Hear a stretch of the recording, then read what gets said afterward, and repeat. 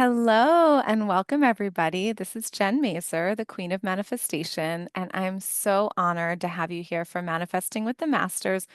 We're talking about manifesting a new world in the age of Aquarius. And as you've heard me share, this is absolutely my favorite series I've been doing over the past 13 years. I took a little pause and I knew that I needed to bring this series back out because of the times that we're living in. And we can all feel it. We're in a great time of change, and you get to be a part of this beautiful transformation happening on the planet right now. So I wanted to bring together some of my favorite teachers, some of the world's leading experts on manifestation here to guide you so you can tap into the laws of the universe and access the unique gifts that are waiting just for you. And honestly, you get to be the master of your own life.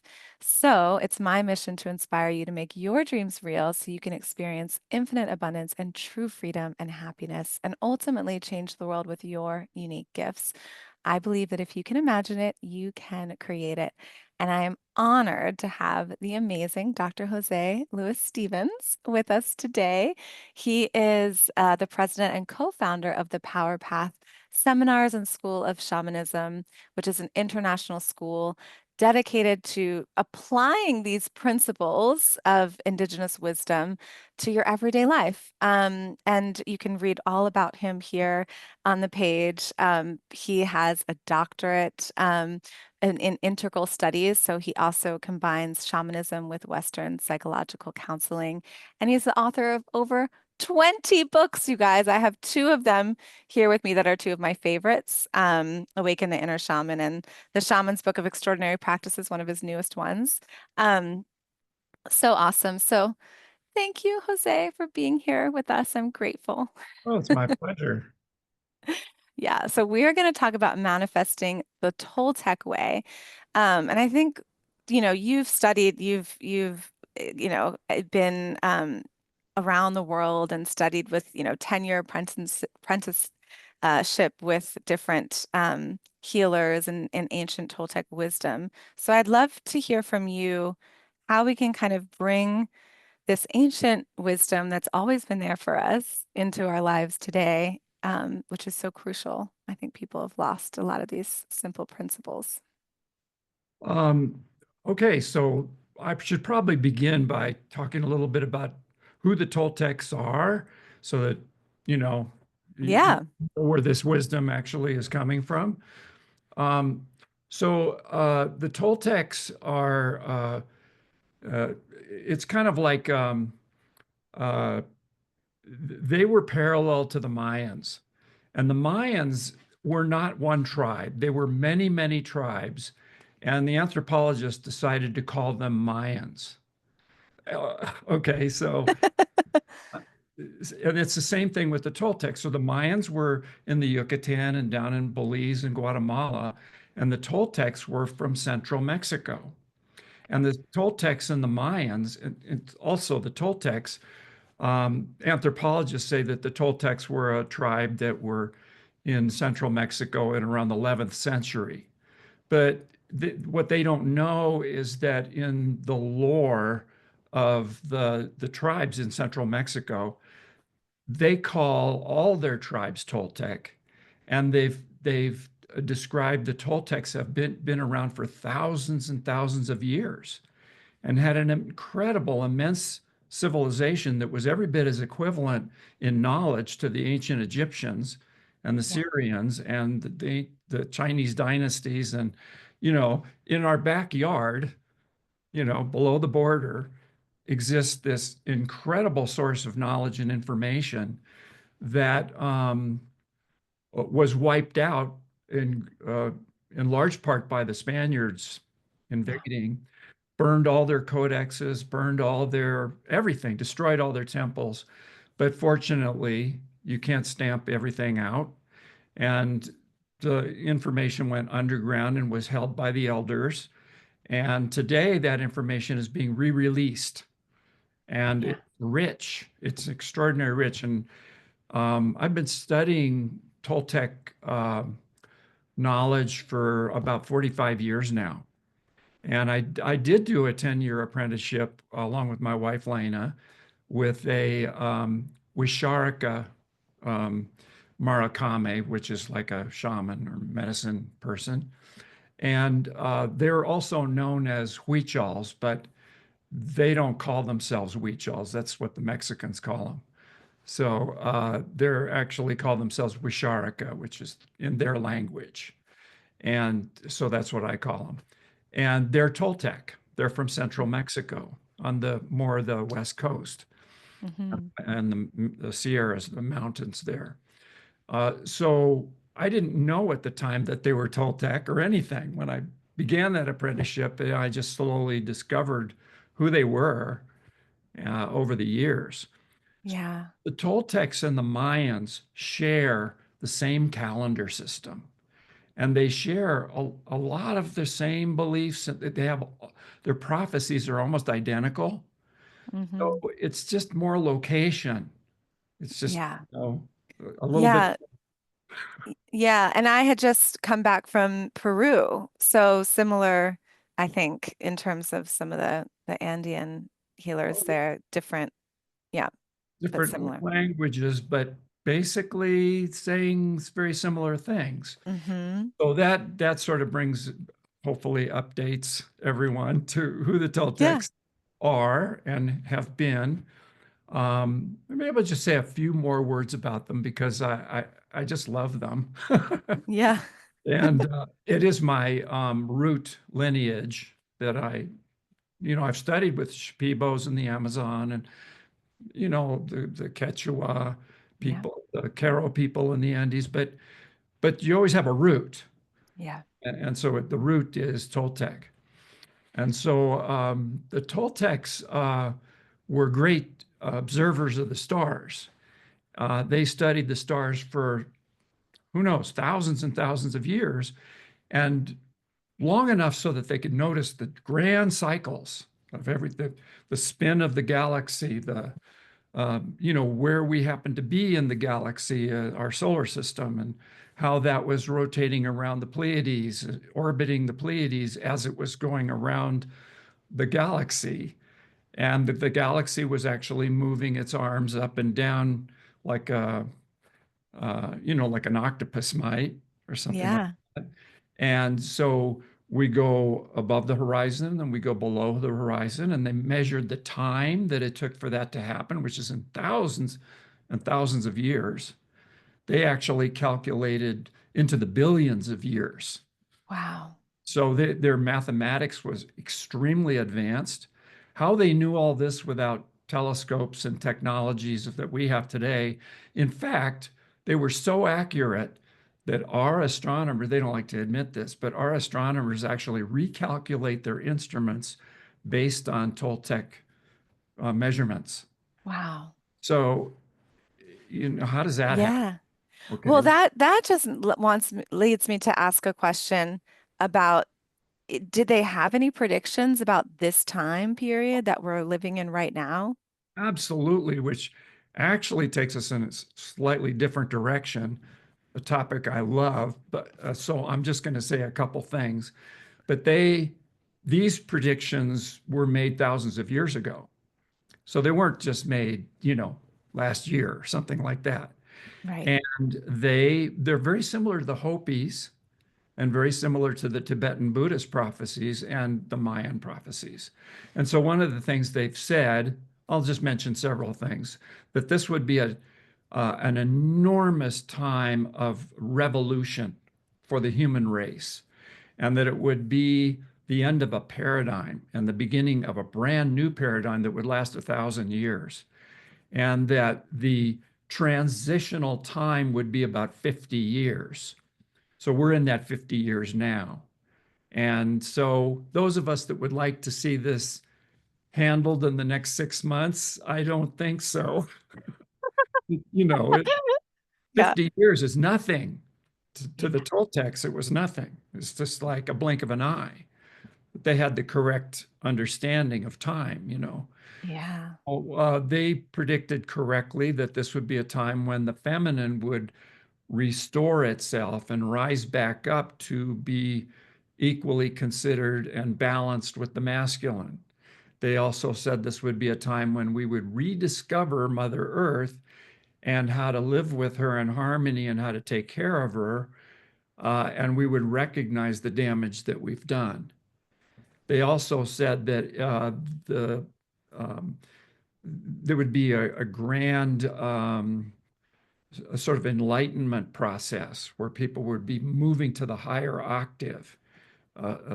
Not everyone, though, and that those people that were not ready or resisted that or fought it would, they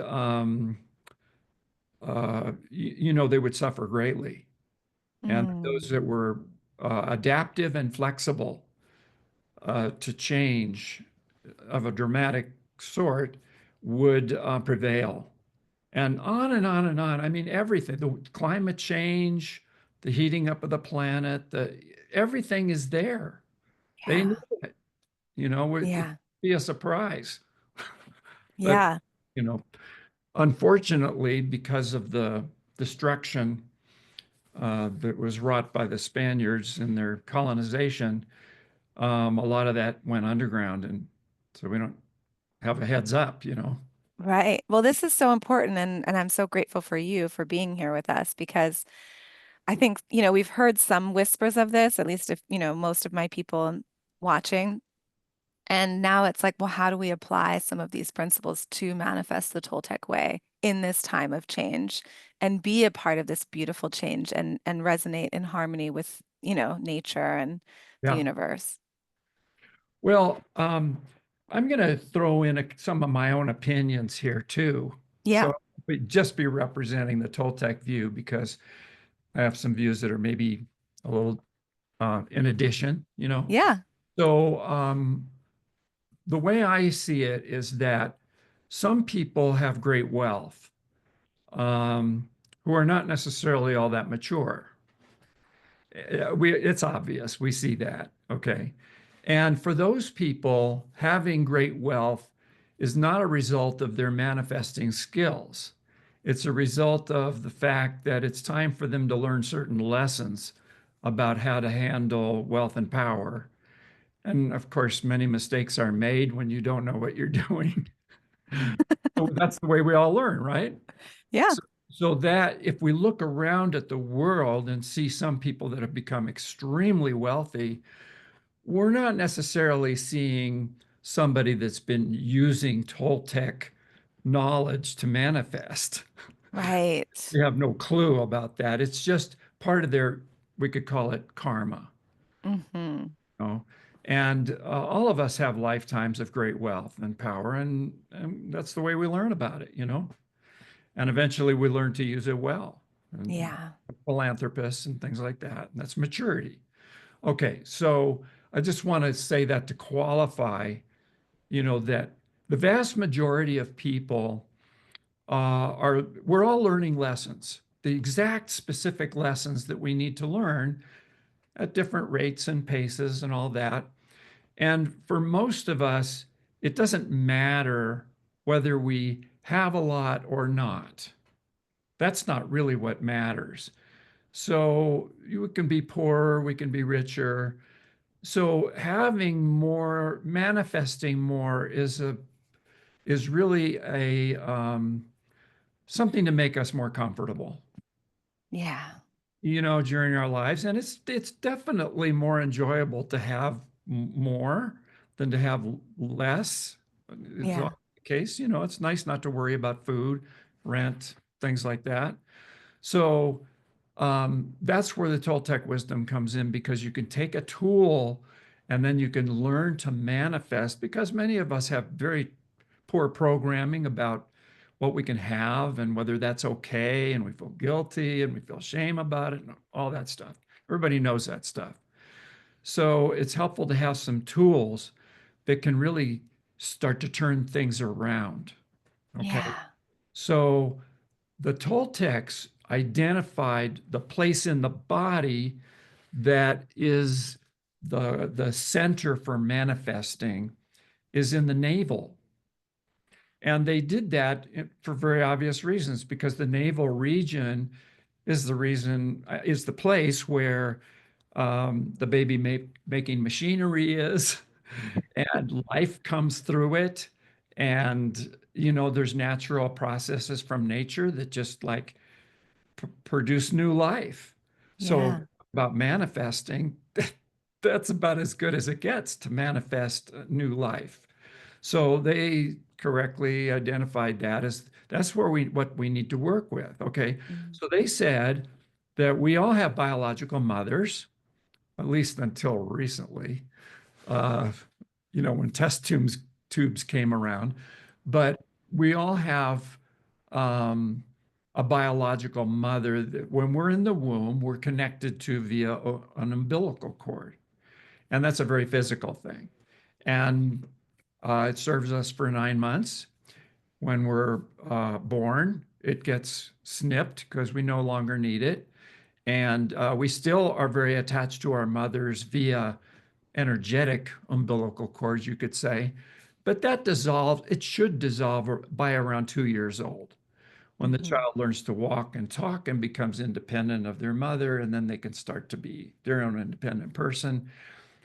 So when you see somebody that's 45 that's still living with their mom, um, those energetic bonds haven't really been disbanded or dissolved.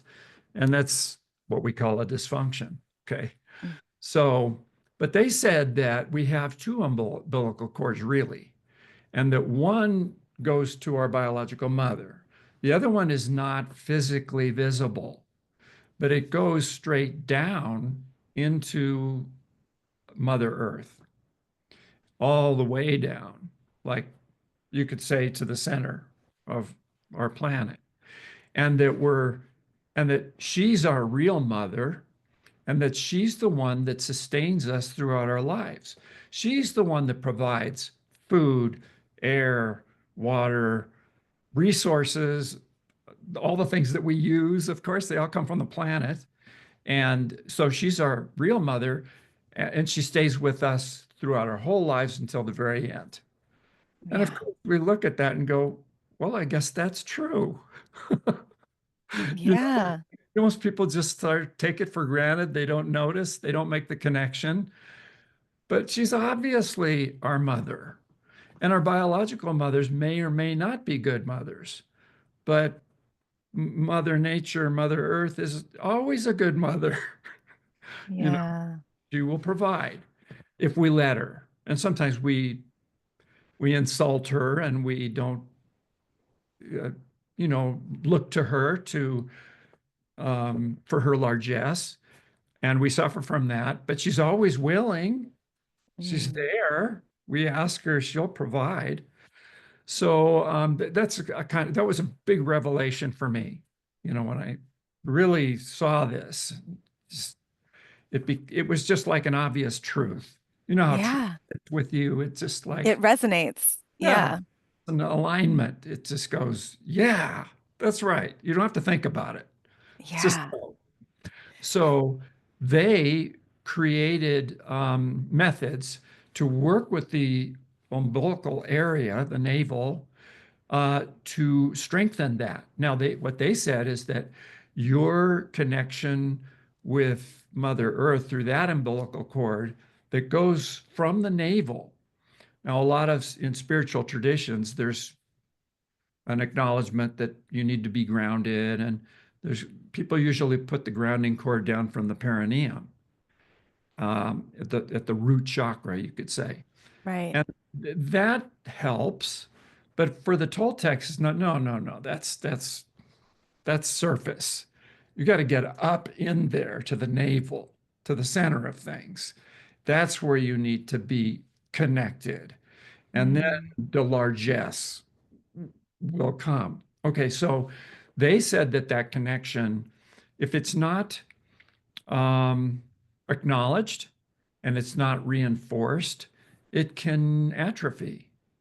It can Mm. get weak and thin, and it's still Yeah. there, but it's like unexercised. And it has to be exercised. It has to be like any other part of our body. If you don't Yeah. exercise, you get kind of wimpy. So if you the first order of business A, acknowledge the connection.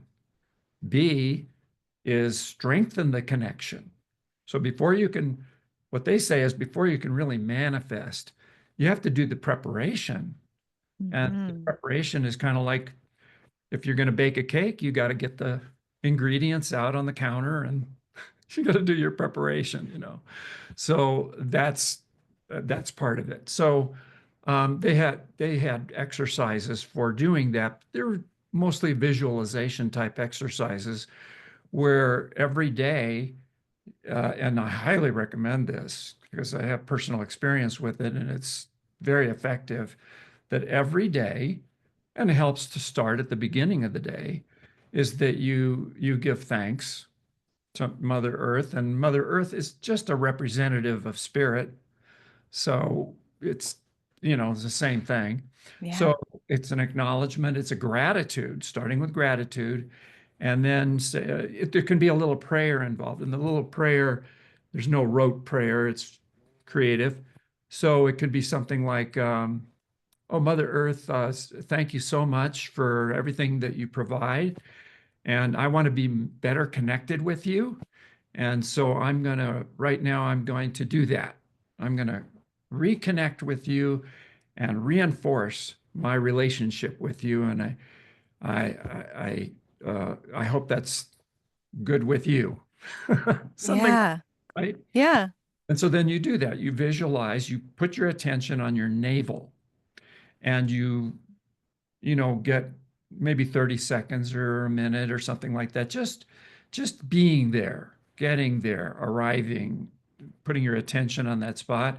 And then it can be like a beam of light that goes down through the lower part of your body there and those lower, couple of chakras and all the way down through the floor and down into the earth and all the way down.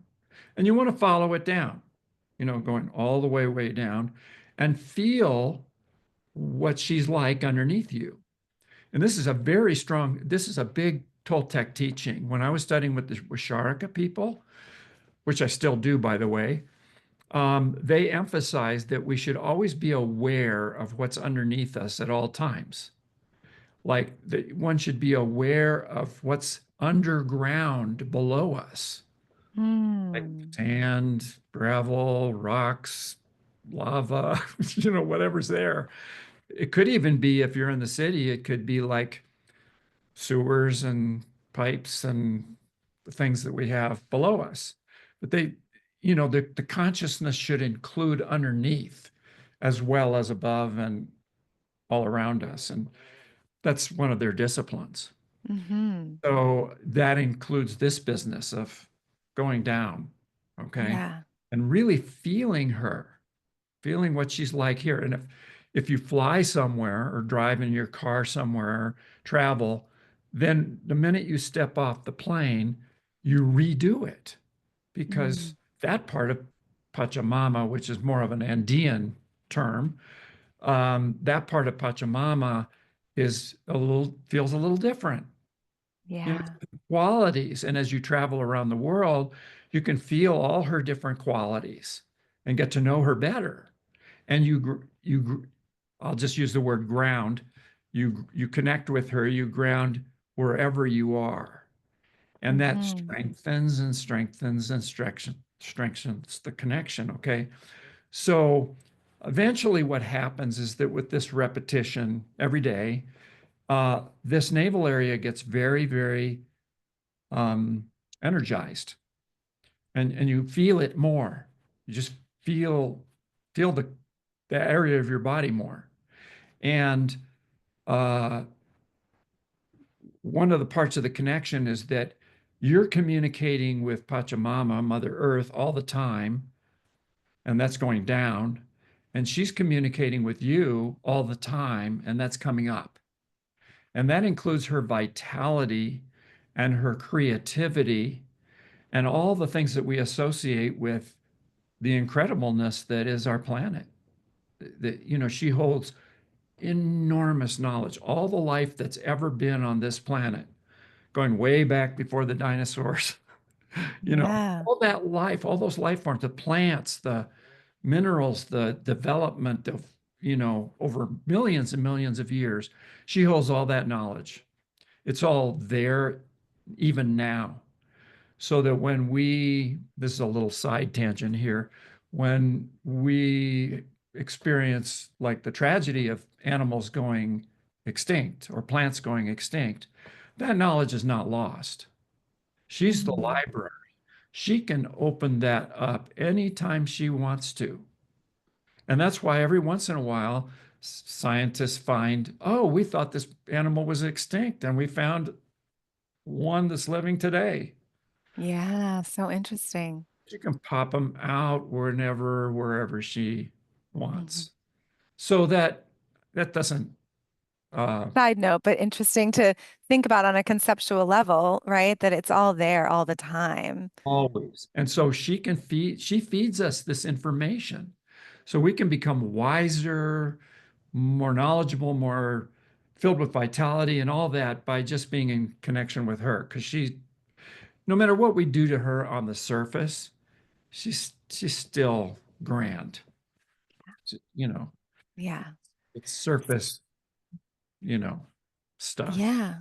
Well, one of the things that I love about you is that you take this ancient wisdom and make it super practical and easy.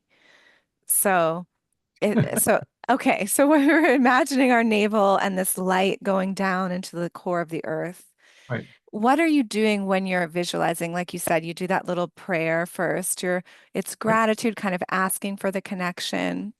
Yeah. And then what do you do? Well, then there can be more prayer. So Okay. if there's something that you have in mind that you would like to bring into your life, that could be more resources as far as like money and that sort of thing. But it could be like nicer living conditions. It could be a better job with, you know, more fulfilling and more aligned with your purpose this life and things like that. Then you can ask her for those things. You can say, if this is in my highest good, this is what I would really like and would like to claim it. Okay. So there's a notion about claiming that's important here that if you want something, then you have to claim it. You can't just wish for it. You have to say, Yeah. I'm ready. I, I want this. I claim it. It's kind of like the claim check when you go and claim your car after you have it, parked. You go to some nice restaurant and they park your Yeah. car. And then you come out, you have to have a claim check. You give it to the guy and he runs out, gets your car, and you hop in and drive off in it without a thought. It's kind of Yeah. like, what's my car? Yeah. So there's a kind of ownership that you have to have before it actually arrives. That's really important. Hmm. Okay. So this is another piece that I'm going to add here to help answer your question. Um, the Toltecs considered the navel region to be the holder of the highest probability for this lifetime. So this life could have various possibilities. There could be one possibility where, oh, you sort of like just bumble through it and, you know, it's not that fulfilling. And then there's all the other possibilities where yeah, it's really fulfilling, or it's majorly fulfilling, or it's beyond your wildest dreams, and Yeah. it holds the highest probability for this lifetime. So that would be the one that's beyond your wildest dreams. Okay.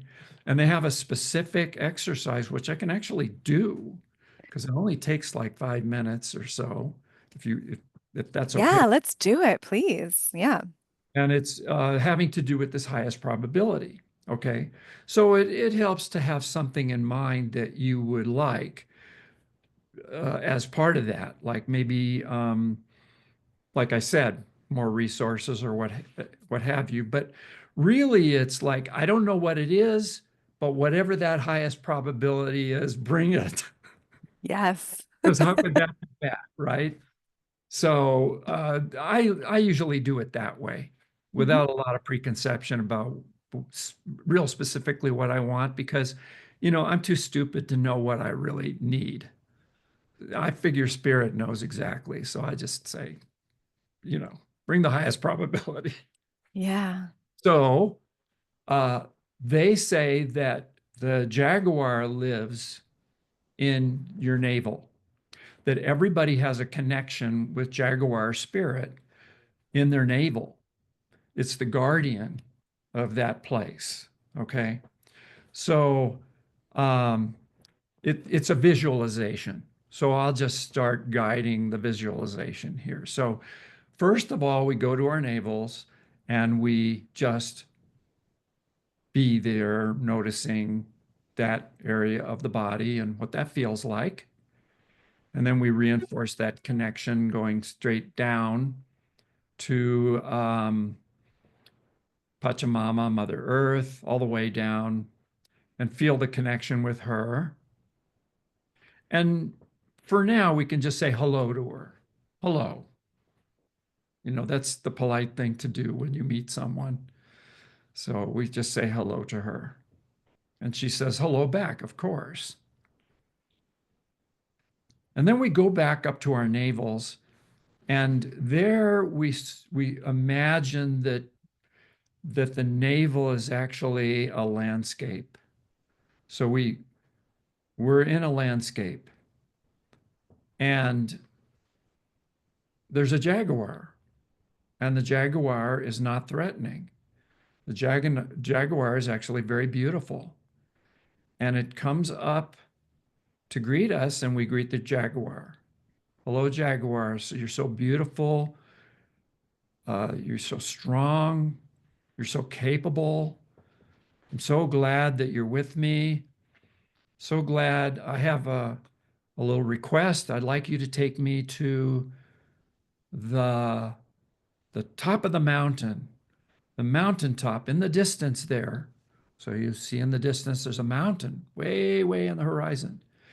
And you're asking the jaguar to take you to the mountaintop where the highest possibility for this lifetime is waiting for you.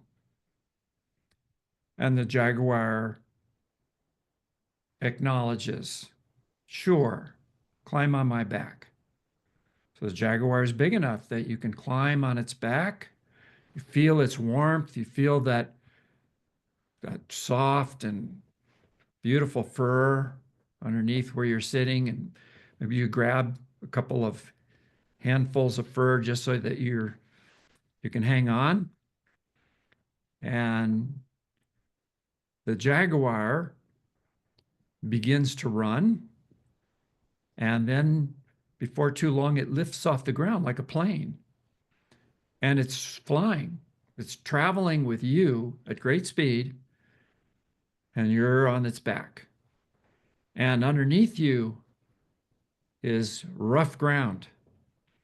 Underneath you are what the Toltecs call flints, sharp rocks, thorns, scraggly plants, cactuses, things that are like really difficult. If you were on the ground, it would be very difficult to navigate this terrain, but you're flying above it. And that goes on for a little while. Those representing all the obstacles in your emotional life and old traumas, things that you're still coping with or dealing with or have gotten in your way or limited you in any ways. That's what that represents. And then eventually that gives way to beautiful green meadows with spectacular flowers carpeting the ground. And you're flying over the meadows on the back of the jaguar. And the incredible aroma of all those flowers is uh, almost overwhelming in a good way. And eventually you pass by the meadows and you get to the foothills and you start to climb, and the angle that the jaguar is flying goes upward. And now you're flying toward the top of the mountain, and the top of the mountain has come much closer. And you arrive at the top of the mountain, and the jaguar gently sets you down. And at the top of the mountain, there may be a chest, like a, uh, like a treasure chest. But but that's not the only thing it could be. It could be something else, according to your own imagination. A receptacle, maybe a big basket, something that represents your highest probability in this lifetime. And it may be represented by a symbol. It could be a little statue, it could be a bouquet of flowers, it could be almost anything that you can imagine, even a glowing light. And you go over to it, you climb off the back of the Jaguar and you go over to it and you pick it up and you insert it into your navel. And you can feel it as it goes in there. It's kind of warm and buzzy in a good way. And then you climb on the back of the Jaguar and you give thanks. Thank you, thank you, thank you. Thank you for this wonderful gift of the highest possibility, highest probability of this life. Climb on the back of the Jaguar. The Jaguar knows it's time to return and it runs and it takes off and you fly back the way you came, back down through the foothills, back over the green meadows with all the flowers, and eventually reaching the place where yes, there's still some flints and there's some thorny things and areas that are a little hard to navigate, but you're flying right over them and you return to the landscape where you began. And you climb off the Jaguar's back and you say, thank you.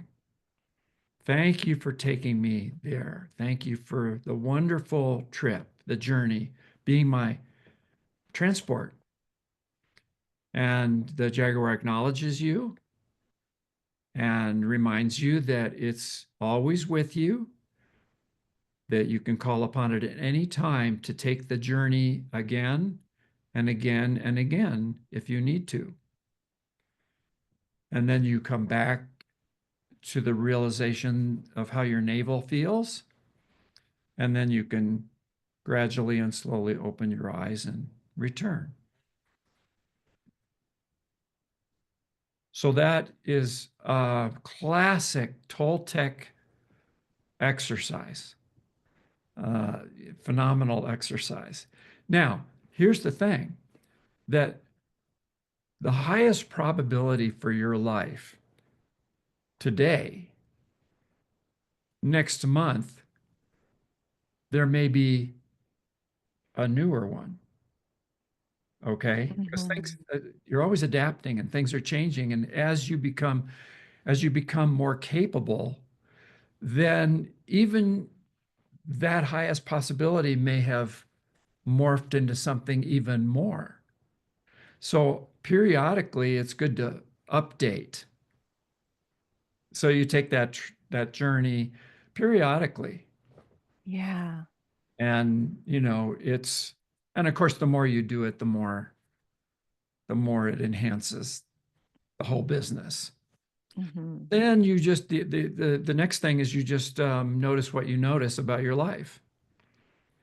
You're starting to see that, hey, things are shifting here, things are changing. There's doors are opening, there's more opportunities. I'm happier, more joyful, having more fun, things like Yeah. that. Okay. So then there's the business of how do you sustain this? Well, one of the things is that you can do this exercise periodically. That's a way of sustaining it. But the other thing is that you have to keep working. Okay.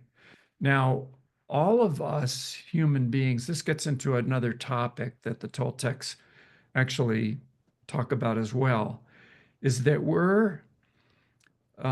every one of us is a miniature sun. So if we think about it, the sun is the one thing that we know that is self illuminating. It's creating its own light, and it radiates that light in 360 degrees everywhere. And in our solar system, the planets reflect that light, but the planets don't necessarily generate their own light.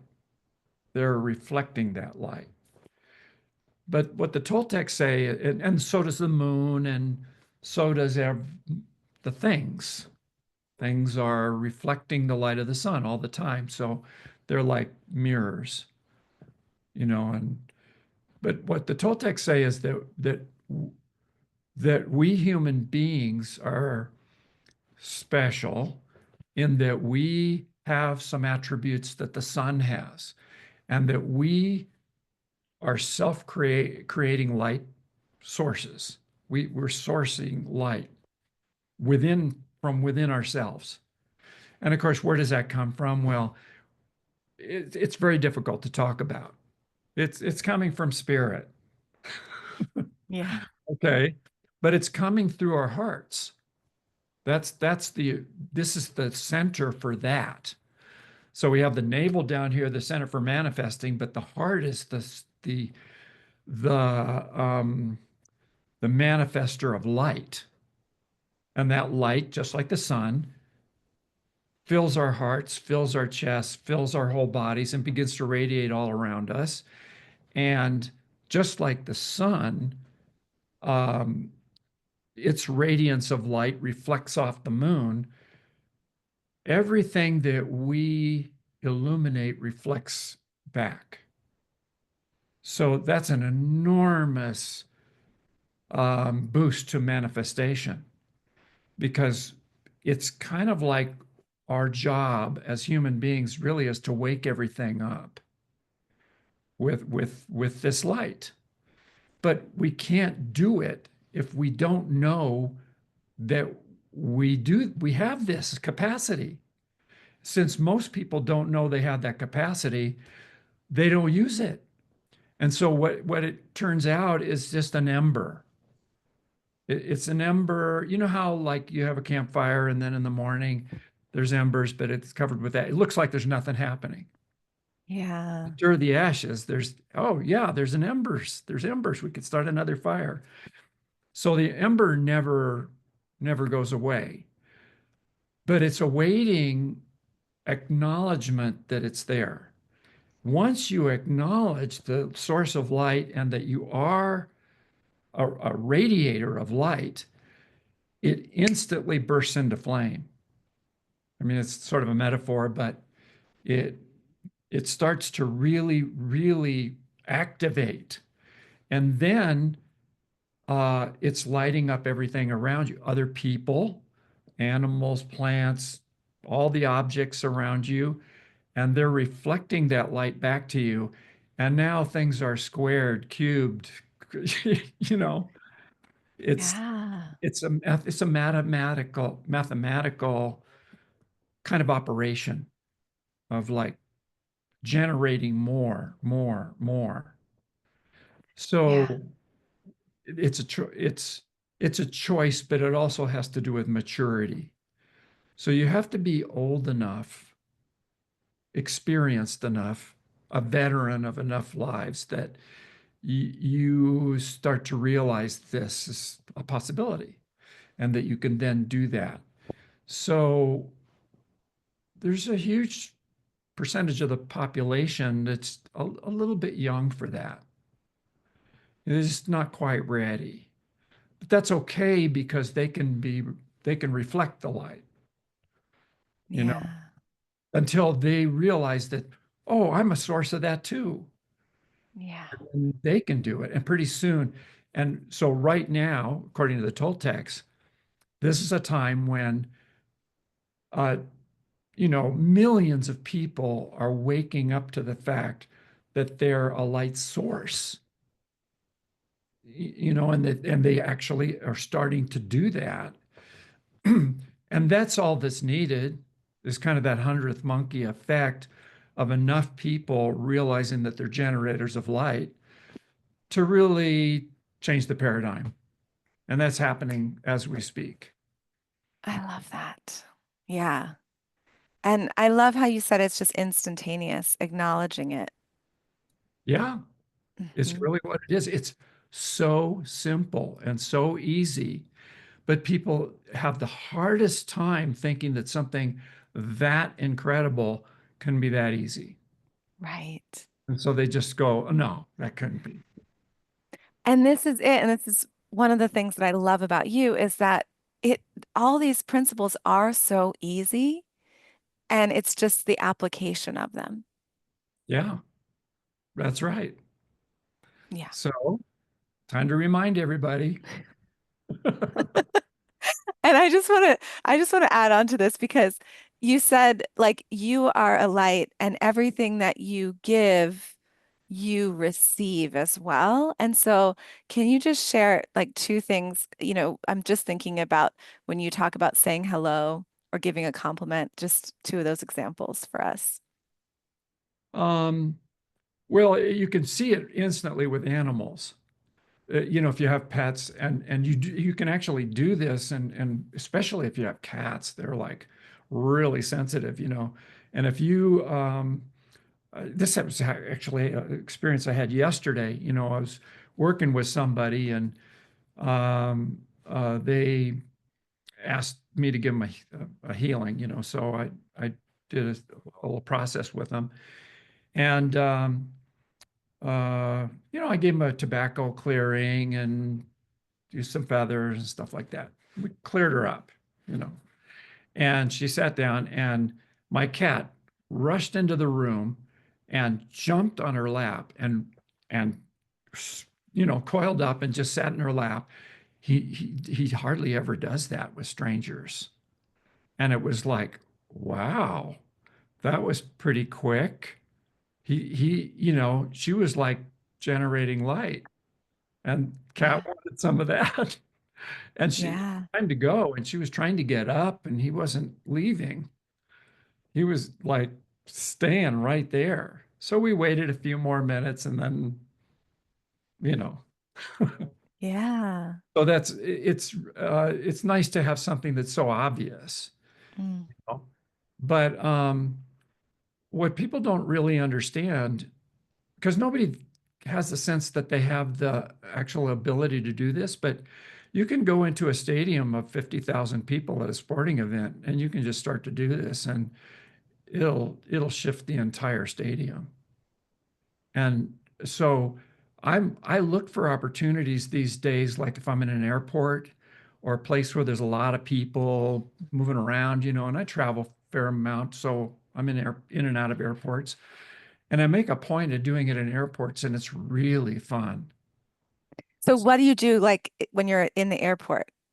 You're walking around and imagining, or you're just kind of looking, like, tell us so we can kind of practice this. There's a number of practices that all you can do with that, but the first thing is to realize that you're the light source and that you're just illuminating the entire place. That's all you really have to do to work wonders. But you have to. There's some humility in it. You have to realize that you you have to trust that something important is happening because it may look like the same bunch of people that it looked like 2 minutes ago, right? I mean, how are you supposed to know? But if you do it enough, you'll feel it. You'll feel Mhm. that there's been a shift in the space and that people you don't know you have we will never know what the results were.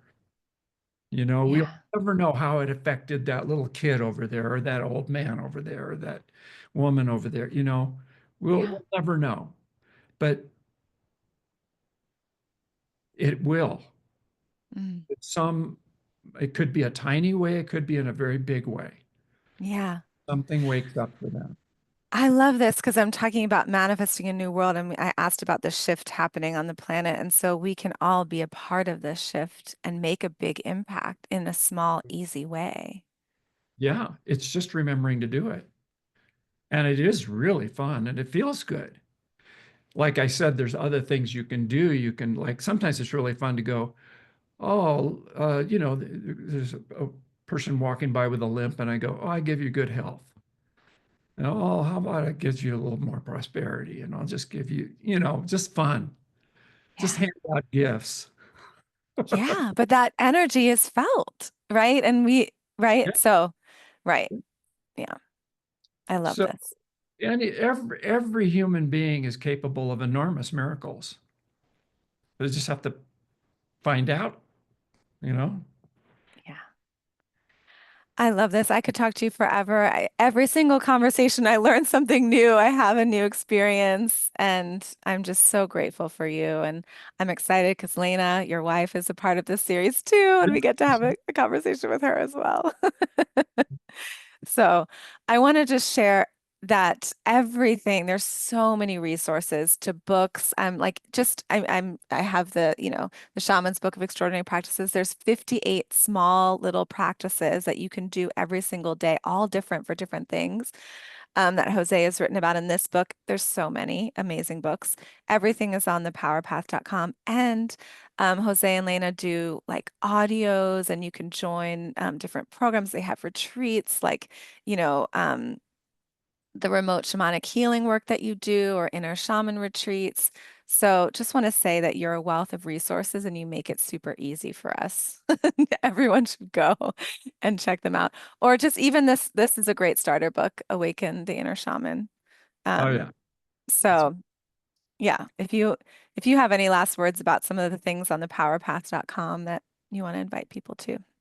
well, one of the things that's coming up is we do an annual inner shaman workshop, and it's always different. There's a different topic, and that's coming up in June.